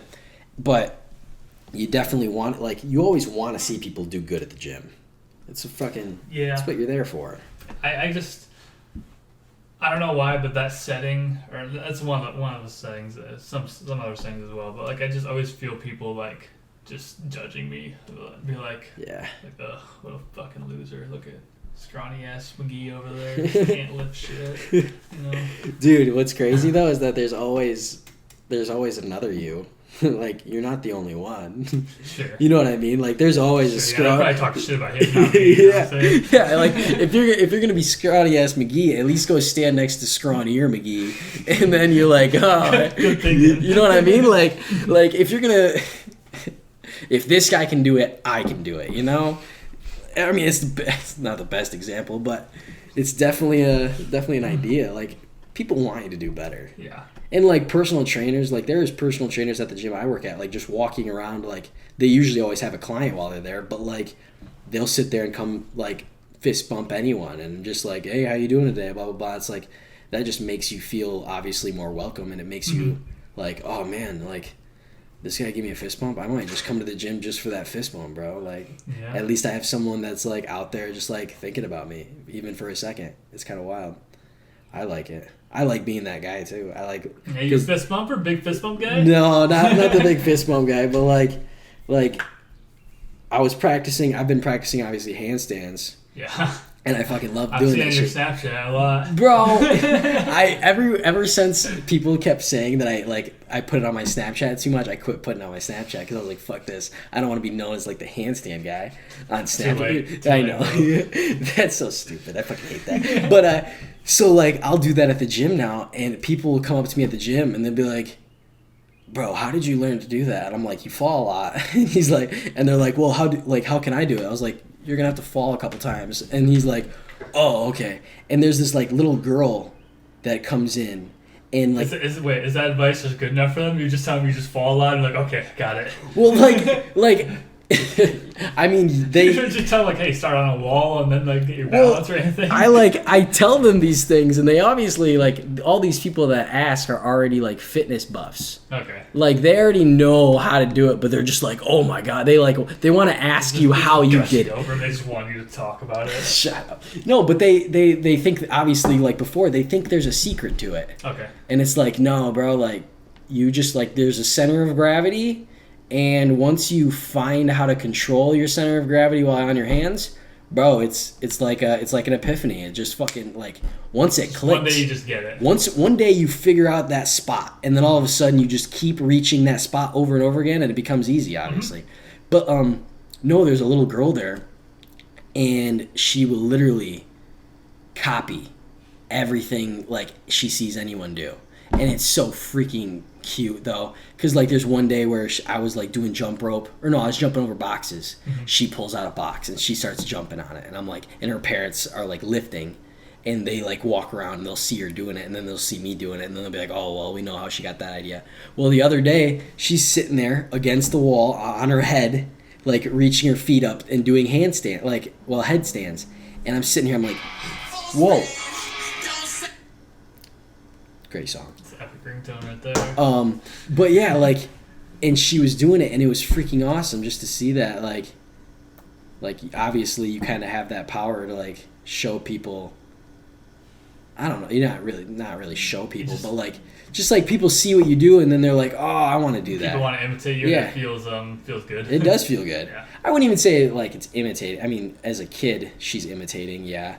But like other people, just like they don't even imitate you because they don't do it. You know what I mean? Everyone always asks how you do stuff, but no one ever does it. You know what I'm saying? Like they always, I want to do this. I would love to do this, and I love seeing this guy do it, but I never take the advantage of doing it either. Isn't that weird? Yeah. Do you do that? Oh, for sure. You talk to people and like, hey, how'd you do that? And then you're just like, all right, I'll maybe try that next week. Yeah. Just never do it. In the gym, no, because I usually just try it that day. Okay. But like in life, fuck yeah. Like I've always wanted to learn how to play guitar. Yeah. And I'm doing it now. But like for the longest time, I was like, yeah, dude, you know how cool it'd be to be able to pick up a guitar and just play. And then I'm like, well, actually keeping with it. Yeah, no, I get lessons every Wednesday. Oh, you signed for lessons, okay. Mm-hmm. Cool. So I got lessons, and then I have like an app that I have an allotted amount. I don't want to pay for the app, so I have an allotted amount of time each day that I can use it. So it's like 10, 15 minutes that it'll sit there and like, it doesn't really. I mean, it teaches you stuff, but like it just gives you it gives you a framework to like actually judge your work. Okay. I can sit here and play shit all the time, and it's easy, but like, do I actually understand what I'm doing? No, not at all. Mm-hmm. But my hands are getting faster. Where I'm finding the frets is getting faster, and it's kind of cool to notice that. You know what's crazy is that like the league or like guitars for like most rock bands, I would say, just like don't understand music theory. They just like are just naturally gifted at like music. See, and that's just crazy. I believe it in a sense, like they don't have lessons, you know, like Slash, you know, from Guns N' Roses. He didn't have lessons. He just picked up a guitar and he just started playing it, and he just like understood how it sounded and just did it off of the ear. Yeah. I don't know. That's just insane to me. So like, I mean, you don't have an iPhone, but iPhones have GarageBand on them. Mm-hmm. You ever fuck around with GarageBand? No, you can't make a beat on GarageBand. It's impossible. It's so hard. But then you can see like Kenny Beats, and then he just does it in 2 seconds. He can make a dope ass beat on GarageBand in like a matter of minutes. Insane. Yeah. So how do you make a?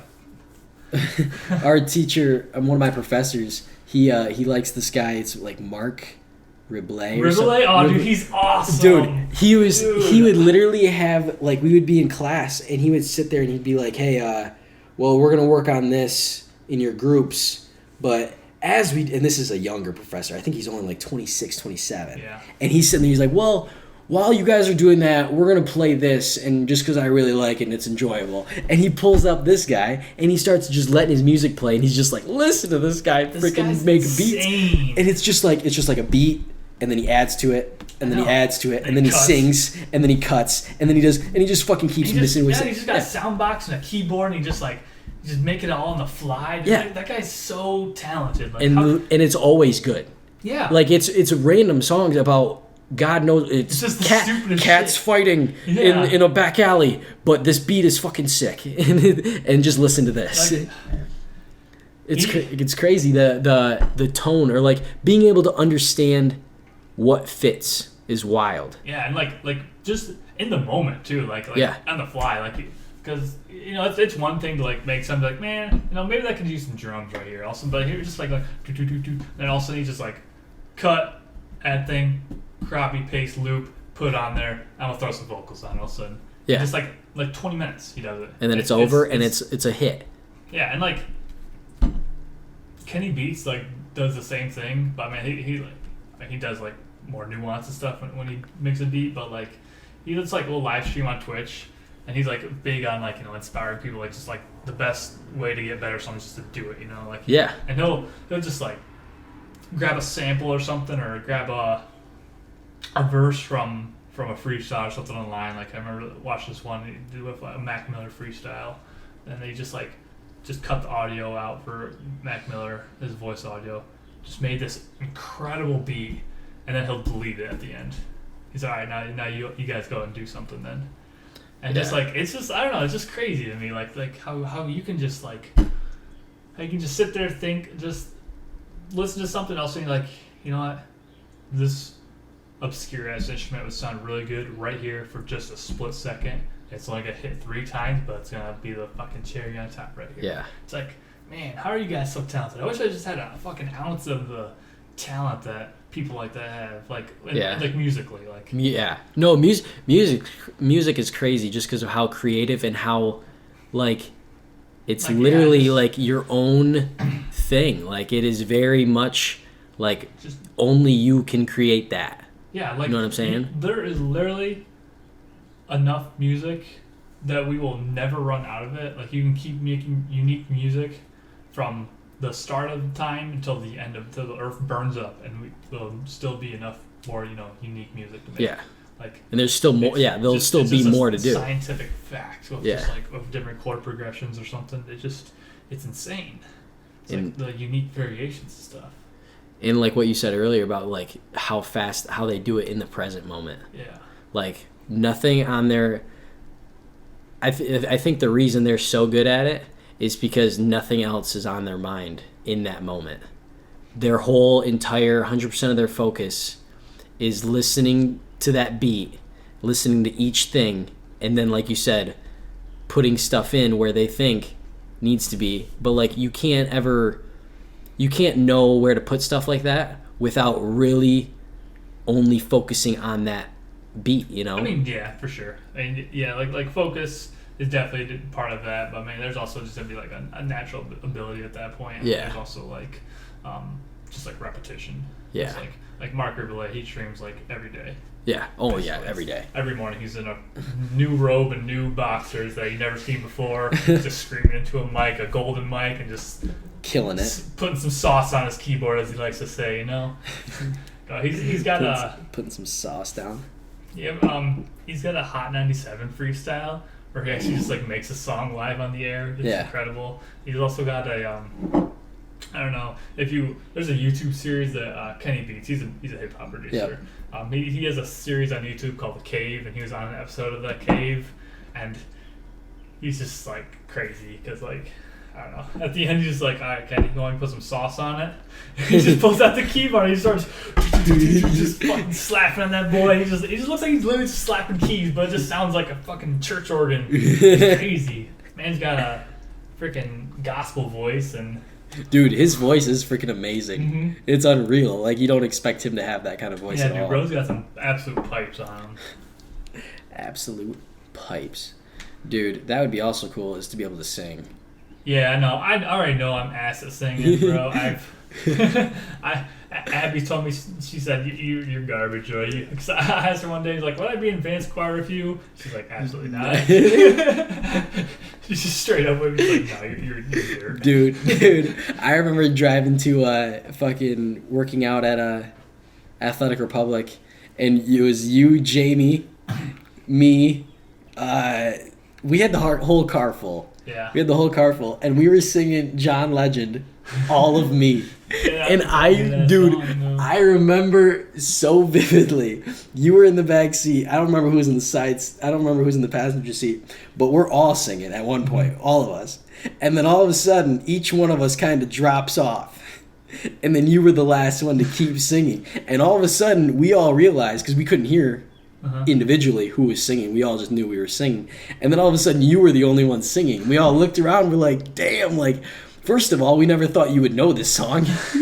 And second of all, let alone sing it, like, to everyone. It was just like, damn, Ryan, like, Ryan's over here in the back just getting after it to some John Legend, bro. John Legend's killing it, bro. It was awesome. Get at me. It was awesome. It was just a weird experience. Cause like, bro, like, this dude listens to, like, he's the gangster of our group.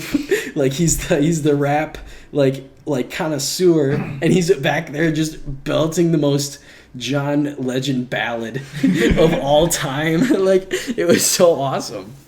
Bro, that's another thing that like always kind of, I don't want to say rub me the wrong way, but always kind of annoy me. People always like, oh, you only listen to this underground gangster rap and stuff. I'm like, well, no. I also like listen to Weezer and Green Day, and now I'm like actually like I'm pretty into Billie Eilish. I think Billie Eilish music slaps. Not gonna lie. There you go.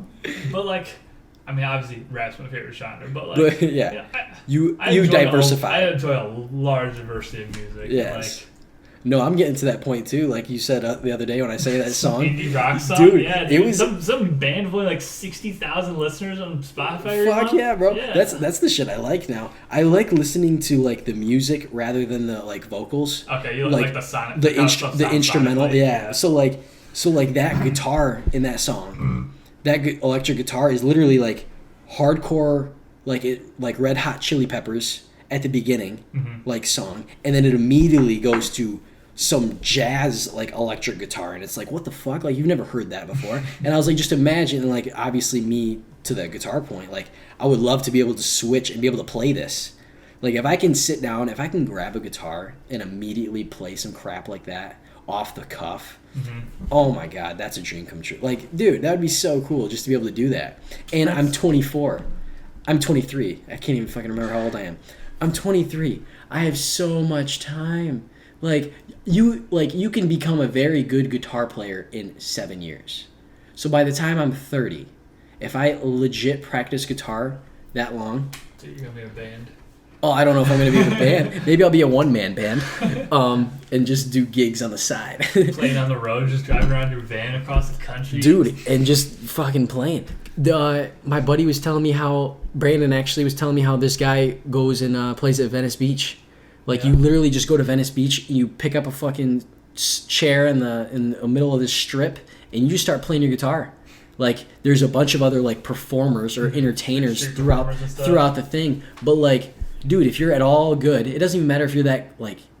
Who cares if no one even pays you? Like that's not the point for it. You could just be sitting there playing your guitar, having a good old time, and like maybe you meet someone or something like that. That would be awesome. But like I'd want to do it being remotely good. Like I want to actually know like 3 or 4 songs, at least to the point where like I'm not replaying the same song over and over again. So then people just look at me like, what the fuck is this guy doing? Like I want to know some shit first. And I don't think I'm like a horrible singer, so like I could like sing a little bit on the side. That'd be kind of cool. You know, that'd be fun. Yeah, dude, do it. I mean, I wanna learn how to play piano. See, so badly. I wanna play keyboard. Like, do it then. I know. What steps are you taking to learn piano? Exactly. This many, absolutely 0. Exactly. And like that's what I mean. I was in the same boat with the guitar. Like, and then I started donating blood. Yeah. So I had like $600 that I otherwise would not have had. You know, like it's quick, blood money. Quick. That's what I called it too. I was like, "This is my blood money," and it was it's a BioLife card. So like, I wanted to make like I was too pussy to do it, but like I wanted to go up to him and be like, "Hey, I'm gonna buy this guitar with blood money," and like just tell the guy that and see what he says. Oh, and they then put it on a card for you? Yeah, They don't like give you, cash they don't give you anything? cash. No, there's no cash. So they literally just put it all on a card, and it's like.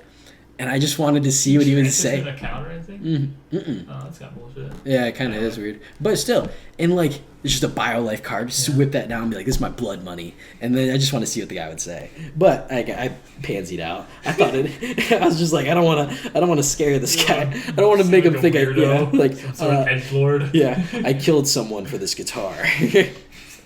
I sacrificed a kidney. Here's my name on this card. Please. Please know exactly who I am and report my me information. to. Yeah. Like, print out receipts so I can easily give to authorities. Yeah, but no, it was. That's the step I thought. I was like, you know what? If I'm gonna, first step of playing guitar is owning a guitar. Pretty simple first step. So then I was like, I went there. I talked to 2 different guys. I was like, what kind of guitar do I get? And that's the one I got it downstairs, but that's the one I ended up with. And I was like, so you guys give lessons too? And he's like, yeah, if you want to just sign up online. I was like, I mean, if I buy this guitar, there's no way in hell I'm going to learn by myself. I need someone to tell me what to do, or else, like, it's not even the fact that it's obviously the motivation thing, but like, I can't tell myself what to do because I have no. You just don't know how to teach yourself that kind of thing. Well, I mean, it's you don't not have a musical background. No musical background. I don't even know how to read. I don't even know how to read music until now, until the other day. Like, I couldn't even read music. Yeah. So, like, what makes me think that I could do that? Yeah. So then you have that doubt, like, maybe I could learn how to play guitar by myself, but it would obviously take way longer and way harder and way more, like, just fucking mental fucking capacity Strain. to do it. Yeah. And it's just like, I'm not willing to go through that, but I am willing, if I really want to learn, I'm going to commit the money to it and be like, hey, dude, give me a half hour of your day every week, and we'll learn how to rip out some guitar. And he's like, and his name's Keegan too, but he's teaching me, and I can't wait. It's. I mean, he's a pretty good teacher so far. I've only had 1-2 lessons, but Nice. it's fun. Like it's exponential, is how I hope it goes. But like, there'll be a day where, I mean, I know everything. I know strumming. I know chords. It's just going to be putting it together, and all of a sudden, it's all going to click, and I'm going to be like, dang. I can't wait. Hopefully it's like that. Yeah. I mean, it's like, I told him I want to learn, like, obviously the basics. I want to learn how to learn. You know what I mean? Yeah. I don't want to learn the song. I don't want Just you to play teach one me song. one song. Yeah, you wanna That's learn how to actually stupid. play. I want to learn how to, like, play songs. Like, Yeah. that's why he's teaching me how to read music, and that's why he's teaching me, like, the straight, like, 1, 2, 3 fret on each string. Get good at it. And, like, being able to rip through those and, like, single notes and everything. I'm like, we haven't even got, obviously it's 2 lessons in, but like, I don't think we're going to get to chords probably until like 2 or 3 months. And do I care? No. As long as by the time I get to chords, they come easily. You know what I'm saying? It's like the exponential kind of thing. Yeah. Like, if I can do all this, it'll make chords way easier. And if I can do chords really easy, then it'll make songs really easy, blah, blah, blah, blah, blah. So that's just how I want that progress to go. And it's just knowing the fact that you're putting the work in to develop rather than to put the work into know one thing. Mhm. I don't know. It's way nicer to know that it will be Yeah, a it's long like, it's run. like that old proverb, like the give a man a fish and then teach a man to fish. Yes, yeah. And I mean, he'll eat for days. just like yeah. that, yeah. Yeah. And that's what I'm saying. That's why it's you keep that in the back of your head while you're learning, and it's way easier to, figure that out. It's way easier to know, like, it's easier to convince yourself, to motivate yourself to do it. You know what I mean? Like, the motivation's there because I know it's going to take time, but at least I'm taking the right steps. Or at least I'm told I'm taking the right steps. I mean, it seems like you're taking the right steps, though. Exactly. Yeah. Is that a wrap? I'm getting hungry again, bro.